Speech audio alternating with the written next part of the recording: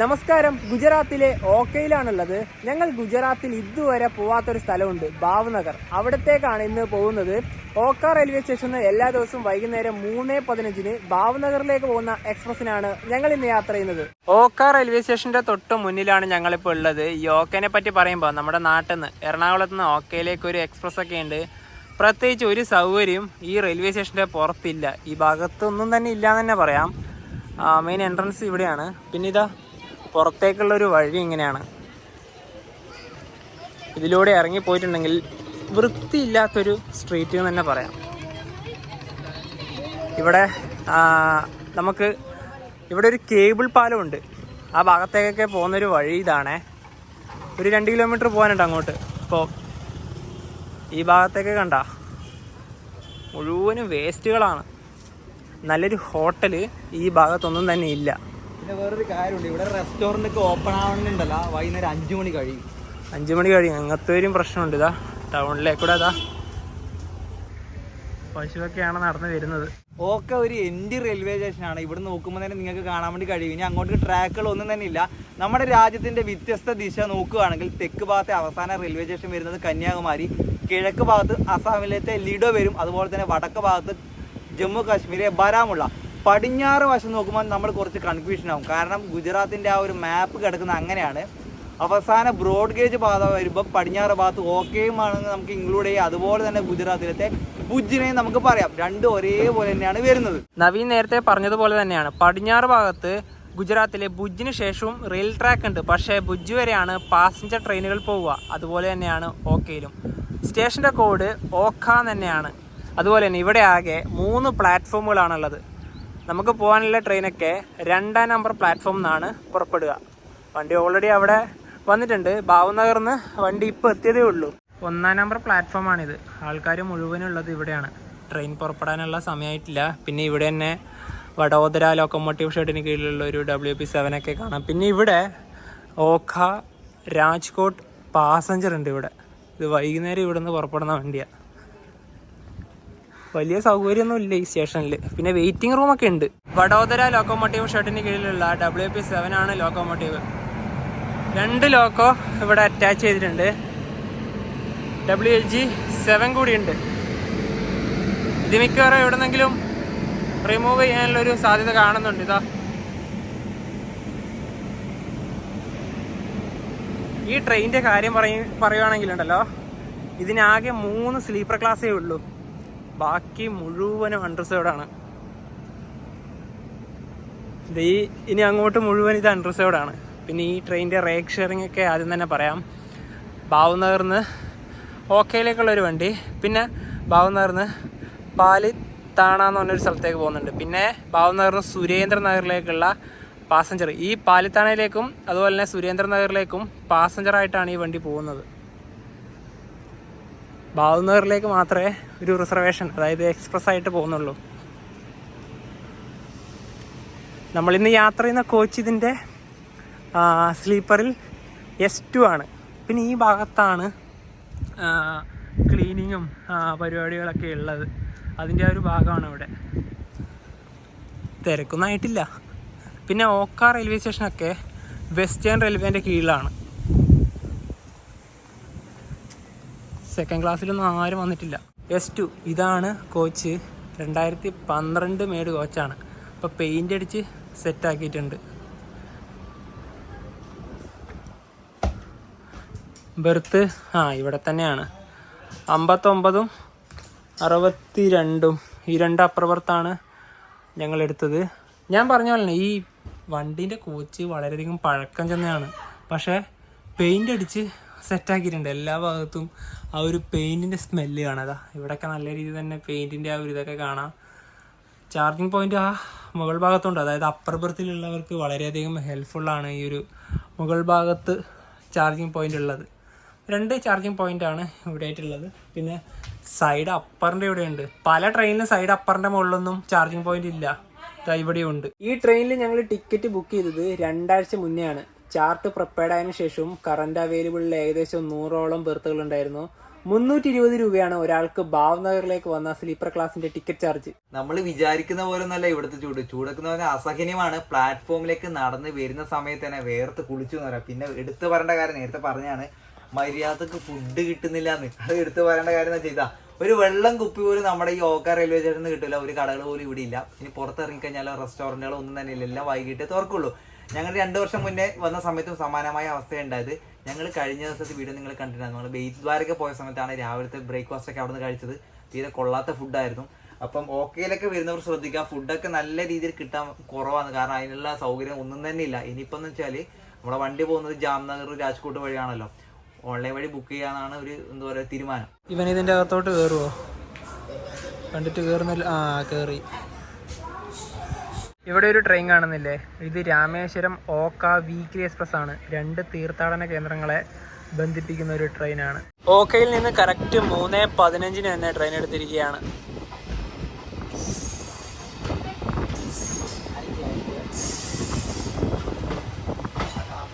ഓക്കയോട് വിട.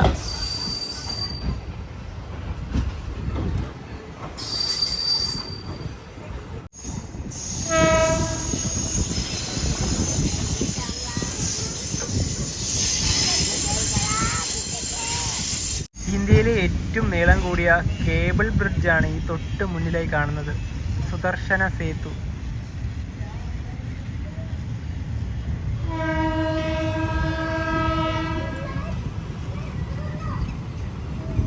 ഇതിലൂടെ ഒരു ട്രാക്ക് കാണുന്നില്ലേ? ഇത് നേരെ ഓക്ക പോർട്ടിലേക്കുള്ളതാണ്.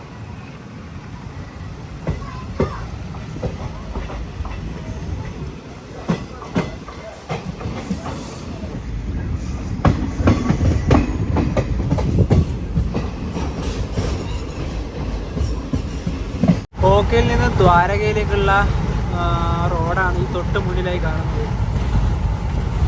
നല്ല കാറ്റുണ്ട് ദ്വാരകയിലേക്ക് ട്രെയിൻ എത്താൻ.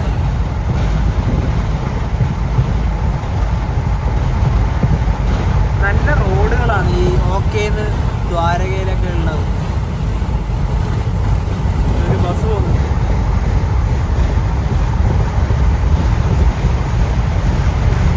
സമയം 3:46. ട്രെയിൻ ഇതാ ദ്വാരക റെയിൽവേ സ്റ്റേഷനിലേക്ക് എത്തിയിരിക്കുകയാണ്. ഇവിടെ നിന്ന് ഇപ്പോൾ ആൾക്കാർ കയറേണ്ടതാണ്. കാരണം ഈ റൂട്ടിലെ പ്രധാനപ്പെട്ട സ്റ്റേഷനാണിത്.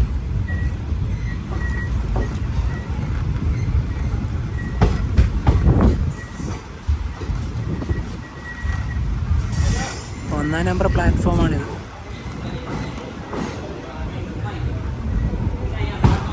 ആൾക്കാരുണ്ട്, കൂടുതലും അൺട്രസ്റ്റബിൾ തന്നെയാണ്. കാരണം ഈ ട്രെയിനിലെല്ലാം ഷോർട്ട് ജേർണീസാണ്. ഓക്ക ടു ജാംനഗർ, ഓക്ക ടു ഈ പറയുന്ന രാജ്കോട്ട്, അങ്ങനെയൊക്കെയാണ്. ഭാവ്നഗർ ടിക്കറ്റ് ഓക്കയാണ് വളരെ കുറവാണ്.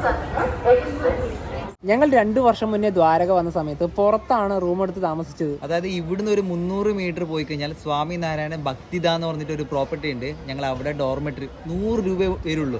അവിടെ താമസിച്ചു. അവിടുത്തെ ഗുജറാത്തി താലി, വെജിറ്റേറിയൻ ഫുഡൊക്കെ മാത്രമേ ഇവിടെ കിട്ടുള്ളൂ. എന്നിട്ട് ഞങ്ങൾ ക്ഷേത്രത്തിന്റെ ഭാഗത്തേക്ക്, അതായത് ദ്വാരക എന്ന് പറയുന്നത് ശ്രീകൃഷ്ണന്റെ പ്രധാനപ്പെട്ട ക്ഷേത്രങ്ങളിൽ ഒന്നാണ്. അവിടെ പോയി കഴിഞ്ഞാൽ ദ്വാരക ബീച്ച് ഉണ്ട്, പിന്നെ ഒരുപാട് സ്ഥലങ്ങളൊക്കെ ഉണ്ട് നമുക്ക് ഇവിടെ വന്നാൽ കാണാൻ വേണ്ടിയിട്ട്. ഇവിടെ 1-ാം നമ്പർ പ്ലാറ്റ്ഫോമിൽ റിട്ടയറിംഗ് റൂമും ഡോർമെറ്ററിയും ഉണ്ട്.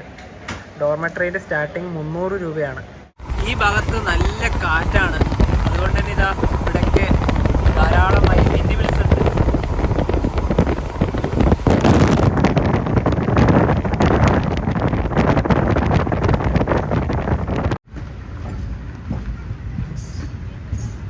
ഒരേപോലെ പോവുകയാണ്.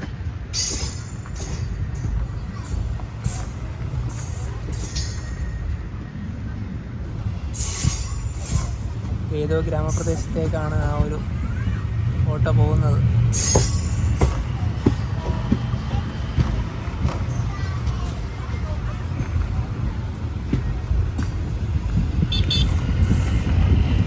ഇത് സിംഗിൾ ട്രാക്കാണ്. ഒരു ലോക്കോമോട്ടീവ് പോകാൻ വേണ്ടി മാത്രം ഇവിടെ ഒരു 10 മിനിറ്റ് പിടിച്ചിട്ടാണ് അത് വരുന്നുണ്ട്. ഒരു വെറൈറ്റി ലോക്കോമോട്ടീവ്.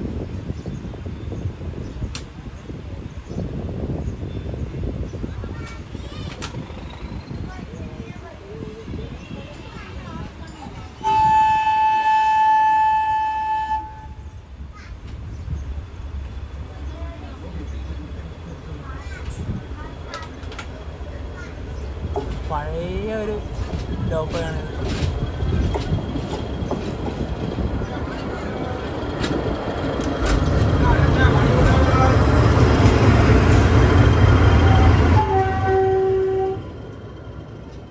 അത് പോയി. ഇവിടുന്ന് നമുക്ക് നോക്കിയാൽ ഒരുപാട് വെൻറ്റിബിൾസ് കാണാം.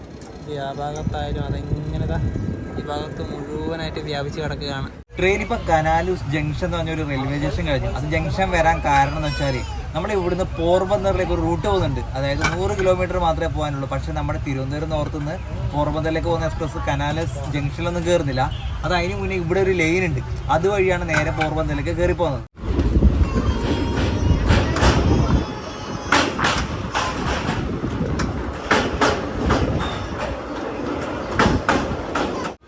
ഇതാണ് പോർബന്തറിലേക്കുള്ള ആ ഒരു ട്രാക്ക്. അതായത് കനാലസ് റെയിൽവേ സ്റ്റേഷനിൽ നിന്ന് പോർബന്തറിലേക്ക്. അപ്പോൾ പോർബന്തറിൽ നിന്ന് ഇനിയിപ്പോൾ നേരെ ജാംനഗർ ഭാഗത്തേക്കുള്ള ആ ഒരു ട്രാക്ക് കാണാം. പോർബന്തർ തിരുവനന്തപുരം നോർത്ത് ആ എക്സ്പ്രസ് ഇതുവഴിയാണ് വരിക.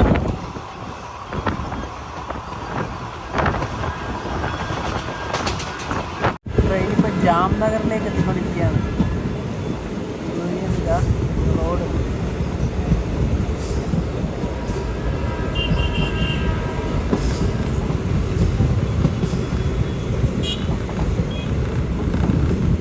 ആറ് 36 ട്രെയിൻ ഇതാ ജാംനഗർ റെയിൽവേ സ്റ്റേഷനിലേക്ക് എത്തിയിരിക്കുകയാണ്. ഇവിടത്തേക്ക് ഓൾറെഡി ഒരു ട്രെയിൻ വരുന്നുണ്ട്.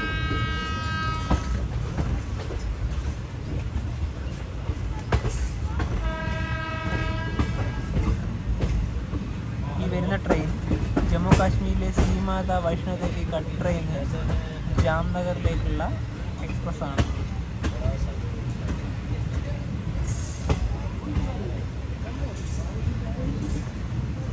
അഞ്ച് മിനിറ്റാണ് ഇവിടെ സ്റ്റോപ്പ് ഉള്ളത്. 2-ാം നമ്പർ പ്ലാറ്റ്ഫോമിലാണ് വണ്ടി വന്നത്. ഞങ്ങളിവിടെ എന്തെങ്കിലും ഒരു കടയായിട്ടുണ്ടോ നോക്കുക. കാരണം ഈ റൂട്ടിൽ പ്രത്യേകിച്ച് ഒന്നും കഴിക്കാനൊന്നും കിട്ടിയില്ലല്ലോ. ഇവിടെ ഒന്നും തന്നെ ഇല്ല. 1-ാം നമ്പർ പ്ലാറ്റ്ഫോമിലാണ് ഉണ്ടായിരുന്നത്. ഒരു വർഷം മുന്നേ ജാംനഗറിൽ വന്നിട്ടുണ്ടായിരുന്നു. ഇവിടുത്തെ റിട്ടയർ റൂമിലൊക്കെ താമസിച്ച് ജാംനഗറിൻ്റെ കാഴ്ചകളൊക്കെ ഞങ്ങൾ എടുത്തതാണ്. പിന്നെ ഇവിടുന്ന് നമ്മുടെ നാട്ടിലേക്ക് ഡയറക്റ്റ് ഒരു ട്രെയിൻ ഉണ്ട്. തിരുനെൽവേലിയിലേക്ക് പോകുന്ന ആഴ്ച 2 ദിവസമുള്ള വണ്ടി. അതുപോലെ തന്നെ ജാംനഗർ എന്ന് പറയുമ്പോൾ നമ്മുടെ ക്രിക്കറ്റർ രവീന്ദ്ര ജഡേജൻ്റെ ജന്മനാടാണ്. അതുപോലെ തന്നെ ഒരുപാട് ഇൻഡസ്ട്രിയൽ ഏരിയാസ് ഈ ജാംനഗറിലുണ്ട്. നമ്മുടെ അംബാനീൻ്റെ ഒരുപാട് പ്രോപ്പർട്ടീസൊക്കെ ഇവിടെ വരുന്നുണ്ട്. കാരണം എന്താ പറയുക, ഈ ജാംനഗർ അറിയപ്പെടുന്നത് എണ്ണ നഗരം, അതായത് ഓയിൽ സിറ്റി. ഒരുപാട് റിഫൈനറികൾ ഇവിടെയുണ്ട്. ജാംനഗറിന് ട്രെയിൻ എടുത്തു.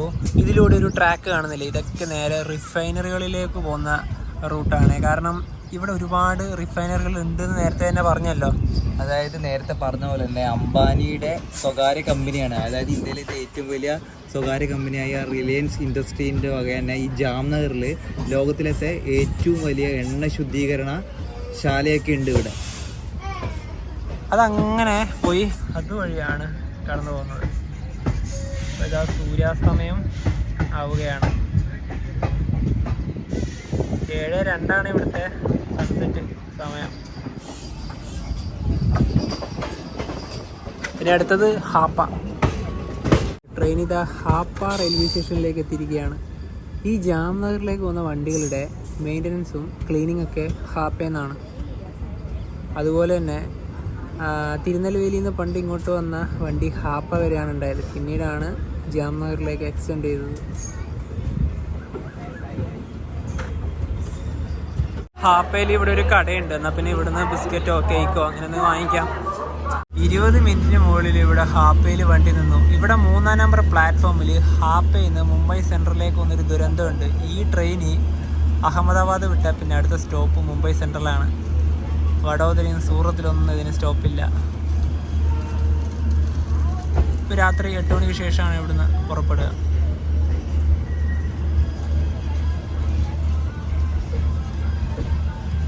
അടുത്ത ഈ ട്രെയിനിൻ്റെ സ്റ്റോപ്പ് ഒരു വെറൈറ്റി നെയിമുള്ള ഒരു സ്ഥലത്താണ്. അവിടെ എത്തട്ടെ എന്നിട്ട് പറയാം. ഇതാണ് ആ സ്റ്റേഷൻ. അളിയാവാട എന്നാണ് ഈ സ്റ്റേഷൻ്റെ പേര്. ഇവിടെ 1 മിനിറ്റാണ് ട്രെയിൻ സ്റ്റോപ്പ് ഉള്ളത്. ഈ റൂട്ടിലെ റെയിൽവേ സ്റ്റേഷനുകളിൽ ഭക്ഷണ ലഭ്യത വളരെയധികം കുറവാണ്. അപ്പോൾ നേരത്തെ വന്ന ആ ഒരു ജാംനഗർ, അവിടെ ഞങ്ങൾ അന്ന് പോയ സമയത്തും പ്രത്യേകിച്ച് ഒന്നും തന്നെ ഉണ്ടായിരുന്നില്ല. ഇവിടെയുള്ള ആൾക്കാരിൽ ഇവർക്ക് രാവിലെ ഒരു സമൂസയും ചായയൊക്കെ കിട്ടിയാൽ ഓക്കെയാണ്. നമ്മുടെ നമ്മുടെ നാട്ടിൽ കഴിക്കുന്ന പോലെയുള്ള കുറച്ച് അത്ര വലിയ ബ്രേക്ക്ഫാസ്റ്റ് ഒന്നും ഇവർക്ക് വേണ്ട. മാത്രമല്ല ആകെ ഇപ്പോൾ ഒരു കേക്ക് മാത്രമാണ് നമ്മൾ വാങ്ങിച്ചിട്ടുള്ളത്. ഇനിയിപ്പം രാജ്കോട്ട് എത്തിയ ശേഷം അവിടുന്ന് ഓൺലൈൻ വഴി ഫുഡ് ബുക്ക് ചെയ്തിട്ടുണ്ട്. ഞങ്ങൾ വെജ് താലിയൊക്കെയാണ് ഓർഡർ ചെയ്തത്. ഇനിയിപ്പോൾ അത് കിട്ടിയില്ലെങ്കിൽ നമ്മൾ പെട്ടുപോകും. വേറൊരു ഓൺലൈൻ ബുക്ക് ചെയ്യാൻ പറ്റുന്ന സ്റ്റേഷൻ എവിടെയില്ല. കിട്ടും, സ്ഥലം കിട്ടാതെ വേറെ വഴിയില്ലല്ലോ. സമയം കറക്റ്റ് 9 മണി. രാജ്കോട്ട് ജംഗ്ഷനിലേക്ക് ഇതാ ട്രെയിൻ.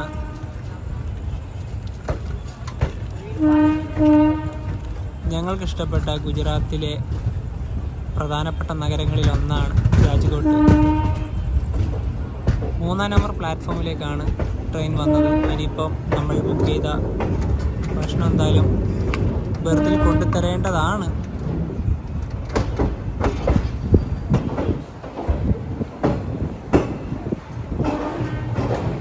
ഇവിടെ 10 minute train stop. IRCTC food on track വഴി ബുക്ക് ചെയ്ത ഭക്ഷണം ഇതാണ്. ഇത് ചപ്പാത്തിയാണ്, ഇത് റൊട്ടിയാണ്, അതുപോലെ തന്നെ 2 പപ്പടമുണ്ട്, പിന്നെ സംഭാരമുണ്ട്. ഇത് വെജ് താലിയാണ്. വെജ് താലിയിൽ ഒരുപാട് കറികളുണ്ട്, റൈസ് ഒരുപാടുണ്ട് കേട്ടോ. ഇത് രണ്ടും ദാലാണ്, പരിപ്പ് കറിയാണ്. പിന്നെ ഇത് റൈസ് ഇതാ. പിന്നെ ഇത് ഒരു വെജിറ്റബിൾ കറിയാണ്. ഇത് പനീറാണ്. പിന്നെ ഇത് റവ കൊണ്ടുള്ള ഒരു സ്വീറ്റാണ്. പിന്നെ ഇവിടെ ഗുലാബ് ജാമുനുണ്ട്. പിന്നെ ഈ ഒരു ചെറിയ ഇതുപോലുള്ള ബേക്കറി ഉണ്ട്. പിന്നെ ഇതാണ് ഇവിടെ നമ്മുടെ ഗുജറാത്തിൽ വന്നിട്ട് ഇഷ്ടംപോലെ എല്ലാ കടയിലും താലി കിട്ടുമ്പോൾ അതിൻ്റെ കൂടെ തന്നെ സംഭാരം കൂടെ കിട്ടും. അതൊരു നല്ലൊരു കാര്യമാണ്. ഉച്ചക്കെല്ലാം നല്ല ദാഹം ഉണ്ടാകുന്ന സമയത്ത് ഇഷ്ടം പോലെ സംഭാരം കിട്ടും. അതിപ്പോൾ ഈ ട്രെയിനിൽ കൂടി പോകുന്നുണ്ട്. ഉച്ചക്ക് പോകുമ്പോൾ കിട്ടും, ഇപ്പോൾ രാത്രിക്ക് പോകുമ്പോൾ കിട്ടും. കാരണം ഈ കത്തിയവാടി ഒരു റീജിയണിലത്തെ ഒരു ഫുഡൊക്കെ വാങ്ങുമ്പം ഈ സൗരാഷ്ട്ര റീജിയണിലാണ് ഇത് കിട്ടുന്നത്.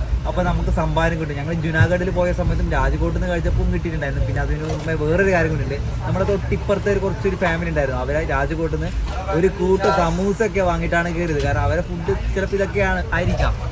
നമ്മളെന്തായാലും നല്ല അടിപൊളി താലി തന്നെയാണ് പറഞ്ഞത്. ഇനിയിപ്പോൾ കഴിച്ചു നോക്കി ഇതിൻ്റെ ടേസ്റ്റ് ഒക്കെ എങ്ങനെയുണ്ടെന്ന് പറയാം. ഈ ട്രെയിനിൻ്റെ അകത്ത് ചെറിയൊരു പട്ടിക്കുട്ടനുണ്ട്. ഇത് സമയം 9:54. വാങ്കനേർ ജംഗ്ഷനിലേക്ക് ഇതാ ട്രെയിൻ എത്തുകയാണ്. 2-ാം നമ്പർ പ്ലാറ്റ്ഫോമാണിത്.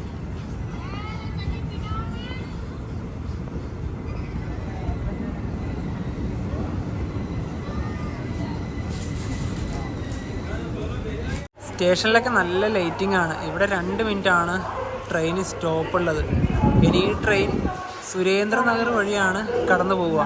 നമ്മൾ വാങ്ങിക്കഴിച്ച താലി കുഴപ്പമില്ല, ഒരു ആവറേജ് ടേസ്റ്റ് എന്നൊക്കെ പറയാം. ഇവിടെ വന്ന് താലി കഴിച്ച് മതിയായി. എങ്ങനെയെങ്കിലും നമ്മളിപ്പോൾ കഴിക്കുന്ന നോർമലി ഭക്ഷണം കഴിക്കാൻ വേണ്ടി കൊതിയാവുക. ശരിക്കും പറഞ്ഞാൽ ഒരുപാട് സ്ഥലങ്ങളൊക്കെ കാണുന്നുണ്ട്. പക്ഷേ ഈ ഒരു ഭക്ഷണമാണ് ഭയങ്കര വെല്ലുവിളി. നമ്മൾക്ക് വയറ്റിന് പിടിക്കൂല, നമുക്ക് കഴിക്കാൻ തോന്നൂല. അതൊക്കെയാണ് വിഷയം. അത് യാത്ര ചെയ്യുന്നവർക്കറിയാം.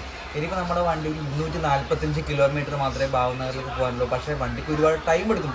ടൈമിക്ക് അങ്ങനെ വരുന്നത്. പിന്നെ ഈ അഹമ്മദാബാദിലേക്ക് പോകുന്ന റൂട്ടിൽ സുരേന്ദ്രനഗർ വെച്ചിട്ടാണ് വണ്ടി ഭാവനഗറിലേക്ക് തിരിയുന്നത്. നാളെ വെളുപ്പിന് ഒരു 4:45 ആകുമ്പോഴത്തേക്കും വണ്ടി ഭാവനഗറിലെത്തും. അപ്പോൾ ഇന്ന് രാത്രിക്കത്തെ കാഴ്ചകൾ ഇവിടെ വെച്ച് വൈകിട്ടാണ്. നാളെ രാവിലെ മുതൽ കാണാം. Good night. Good morning. സമയം രാവിലെ 4:33. ഭാവനഗർ പറ സ്റ്റേഷനിലേക്ക് ഇതാ ട്രെയിൻ എത്തിയിരിക്കുകയാണ്. ഇവിടെ 1 മിനിറ്റാണ് ട്രെയിന് സ്റ്റോപ്പ് ഉണ്ടായത്. വണ്ടി എടുത്തു. ഇനിയിപ്പോൾ ഇവിടുന്ന് 3 കിലോമീറ്ററാണ് ഭാവനഗർ ടെർമിനസ് റെയിൽവേ സ്റ്റേഷനിലേക്കുള്ളത്. ഈ ഭാഗത്തുള്ള സ്റ്റേഷനിലൊക്കെ വണ്ടി വന്ന് നിർത്തുന്നു, അപ്പം തന്നെ ഹോൺ അടിക്കുന്നു. 1 മിനിറ്റ് പോലും നിർത്തുന്നില്ല എന്നുള്ളതാണ് വാസ്തവം. പക്ഷേ സ്റ്റോപ്പ് 1 മിനിറ്റ് ഉണ്ട്. ഇവിടെയൊക്കെ രാവിലെ നല്ല തണുപ്പാണ്. ഇപ്പോൾ നല്ല തണുപ്പുണ്ട്. പക്ഷെ ഇനിയിപ്പോൾ കുറച്ച് നേരം വെളുത്തു കഴിഞ്ഞാൽ നല്ല ചൂടും വരും. അങ്ങനെയാണ് ഇവിടുത്തെ ഒരു ഇത് 1-ാം നമ്പർ പ്ലാറ്റ്ഫോമാണ്.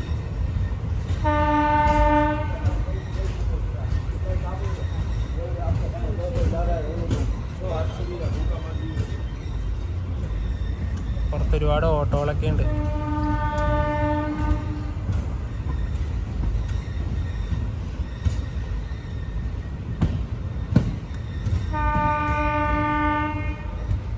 ഈ ട്രെയിനിൽ തിരക്കേ ഇല്ല. സ്ലീപ്പർ ക്ലാസ് എല്ലാം മുഴുവനും എംറ്റി ആണ്. കാരണം ആൾക്കാരെല്ലാവരും അൺറിസേർവ്ഡിൽ തന്നെയാണ് പോകുന്നത്. പിന്നെ എല്ലാം നേരത്തെ പറഞ്ഞല്ലേ, ഷോർട്ട് ജേണി തന്നെയാണ്.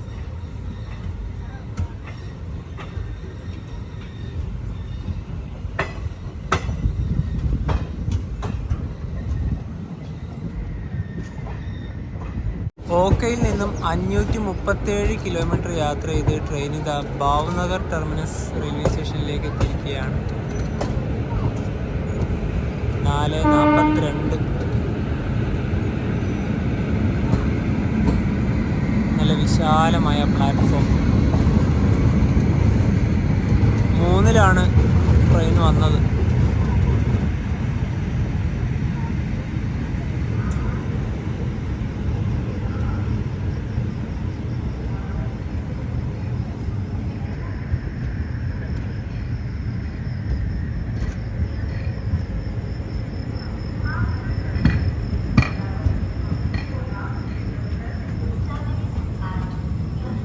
ഒരു പാസഞ്ചർ ഉണ്ട്. ഭാവ്നഗർ ടെർമിനസ് ഓക്കെ പോലെ തന്നെ ഇതും ഒരു എൻഡ് സ്റ്റേഷനാണ്. അതുപോലെ തന്നെ ഇവിടെ 1-ാം നമ്പർ പ്ലാറ്റ്ഫോമിലുള്ള ട്രെയിനില്ലേ, അത് ഭാവ്നഗർ വെരാവൽ വണ്ടിയാണ്.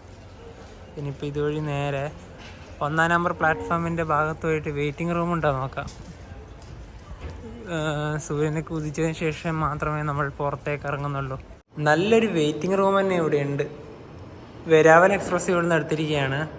ഇനിയിപ്പോൾ എന്തായാലും ഇവിടെ കുറച്ച് നേരം വെയിറ്റ് ചെയ്യും, കാരണം വന്ന ആൾക്കാർ മുഴുവനും ഇറങ്ങിപ്പോയി. പിന്നെ ഇവിടെ തന്നെ ടോയ്ലറ്റും ബാത്റൂമും കൂടി ഉണ്ട്. 6:30 സൂര്യനൊക്കെ ഉദിച്ച് വരികയാണ്. ഭാവ്നഗർ റെയിൽവേ സ്റ്റേഷൻ്റെ പുറത്തെ ഒരു കാഴ്ചയാണ്. നല്ല അടിപൊളി ബിൽഡിങ് തന്നെയാണ് ഭാവ്നഗറിന്. ഇത് ഈ ഭാഗത്ത് തന്നെ ഒരു പഴയ ലോക്കോമോട്ടീവ് കാണാം. നല്ല വൃത്തിയുള്ള ഒരു ഭാഗം തന്നെയാണ്. ഈ ഭാഗത്തായിട്ടാണ് പാർക്കിംഗ് ഒക്കെ വരുന്നത്. ഇനിയിപ്പോൾ ഇവിടുന്ന് ഞങ്ങൾ ബസ് സ്റ്റാൻഡ് ഭാഗത്തേക്ക് പോവുകയാണ്. 1 കിലോമീറ്ററാണുള്ളത്. അപ്പോൾ ഇതുവഴി ഇറങ്ങിയിട്ടുണ്ടെങ്കിൽ ഇവിടുന്ന് ഈ ഭാഗത്തേക്കും പോകാനുള്ള ചെറിയൊരു വഴികളൊക്കെ കാണുന്നുണ്ട്. ഒരുപാട് പട്ടിക്കൂട്ടങ്ങളെയൊക്കെ ആ ഒരു ഭാഗത്തേക്ക് നമുക്ക് കാണാം. പിന്നെ ഇന്ത്യൻ തെരുവിലിൻ്റെ ഏത് ഭാഗത്ത് പോയാലും കൂടുതലും പട്ടികളാണ് ഈ രാവിലെയും ഈ രാത്രിക്കൊക്കെ ഉണ്ടാവുക. അപ്പോൾ ഇതുവഴി നമുക്ക് നേരെ നടന്ന് ബസ് സ്റ്റാൻഡ് ഭാഗത്തോട്ട് പോവാം. ബസ് സ്റ്റാൻഡിൽ പോയി ബസ് കയറാനൊന്നുമല്ല, ഭാവ്നഗറിലത്തെ പൊതുവായിട്ടുള്ളൊരു കുറച്ച് കാഴ്ചകളൊക്കെ രാവിലെ പോയി നടന്ന് കാണാം. അപ്പോൾ ആ ഒരു ഉദ്ദേശത്തിലാണ് നേരെ ബസ് സ്റ്റാൻഡിലേക്ക് തന്നെ പോകുന്നത്. കാരണം ഒരു തിരക്കേറിയ സ്ഥലം ആയിരിക്കുമല്ലോ. വരുന്ന വഴിക്ക് കൂടുതലും പശുക്കളും നായകളും മാത്രമേ ഉള്ളൂ. ഇവിടെ തന്നെ ഒരു പശുവുണ്ട്. അതോടൊപ്പം തന്നെ ഇതാ ഈ ഭാഗത്തേക്ക് വന്നതാ ഇവിടെയുണ്ട് ഒരു ഫാമിലി തന്നെ ഇവിടെയുണ്ട്. നടന്നു പോകുമ്പം ഞങ്ങൾക്ക് ആകെ പേടിയുള്ളത് ഇവറ്റകളെയാണ്. ഒരു മെയിൻ സർക്കിളിലെത്തി. ഇവിടുന്ന് ഈ നേരെ കാണുന്ന റോഡ് വഴി തന്നെയാണ് ബസ് സ്റ്റാൻഡിലേക്ക്. വേറെ എവിടെയും തെറ്റിപ്പോകാനൊന്നുമില്ല. പിന്നെ റോഡിൻ്റെ ഈ ഭാഗത്ത് തന്നെയാണ് വേസ്റ്റുകളുള്ളത്. ആ വേസ്റ്റ് തന്നെയാണ് ആ ഒരു പശുവൊക്കെ ഇത് തിന്നുന്നത്.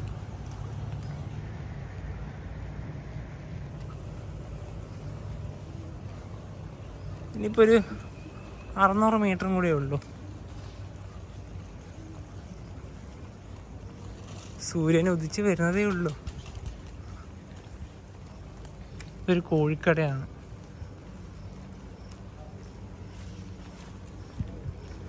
നമ്മളെ നാട്ടിൽ അമ്പലങ്ങളിലും പള്ളികളിലൊക്കെ ഉത്സവമൊക്കെ ഉണ്ടാവുമല്ലോ.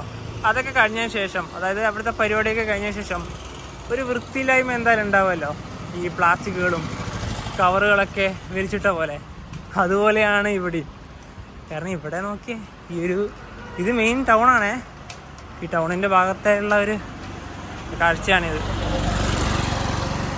ഒട്ടും വൃത്തിയില്ല.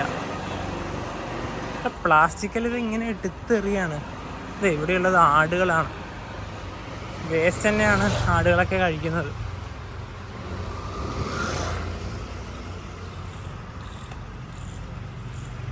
കടകളൊന്നും തന്നെ തുറന്നിട്ടില്ല, കാരണം 7 മണി പോലും ആയിട്ടില്ല. ബസ് സ്റ്റാൻഡിലേക്ക് പോകുന്ന വഴിക്ക് തന്നെ ഒരു നല്ലൊരു ഗാർഡൻ ഉണ്ട്. അതിൻ്റെ അകത്തോട്ട് കയറിയിരിക്കുകയാണ്. ഇതുവഴിയൊക്കെ ഇനി നടന്നിട്ട് പോവാം. ഇപ്പോൾ ഇരിക്കാനായാലും നല്ല സൗകര്യമുണ്ട്. ഈ ഭാഗത്ത് നല്ലൊരു വൃത്തിയുള്ള ഒരു പ്ലേസ് ഉണ്ടെങ്കിൽ അത് ഇവിടെ ആയിരിക്കും.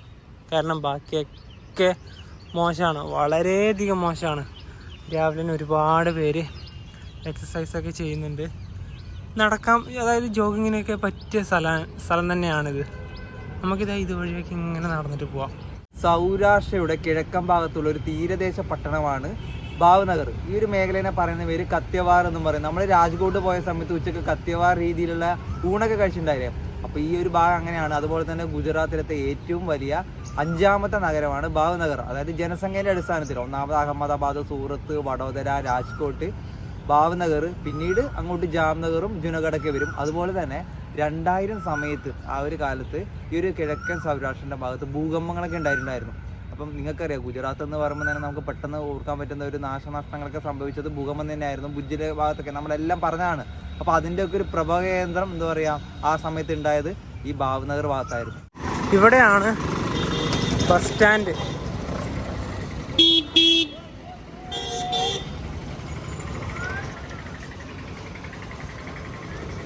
രാവിലെ തന്നെ നല്ല തിരക്കുണ്ടല്ലോ.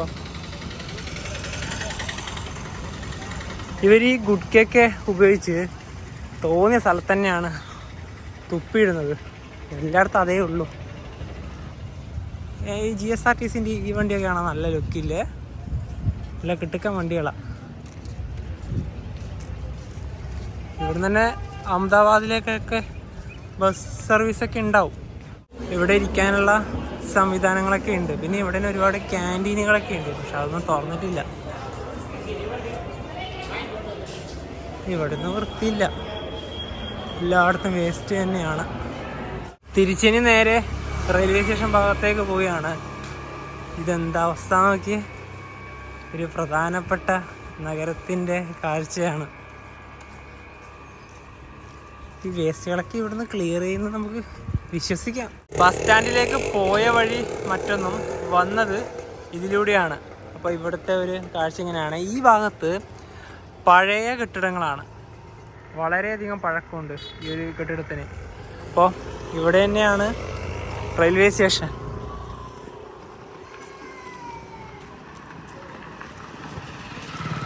ഞങ്ങൾ പോയത് അതുവഴിയാണ്.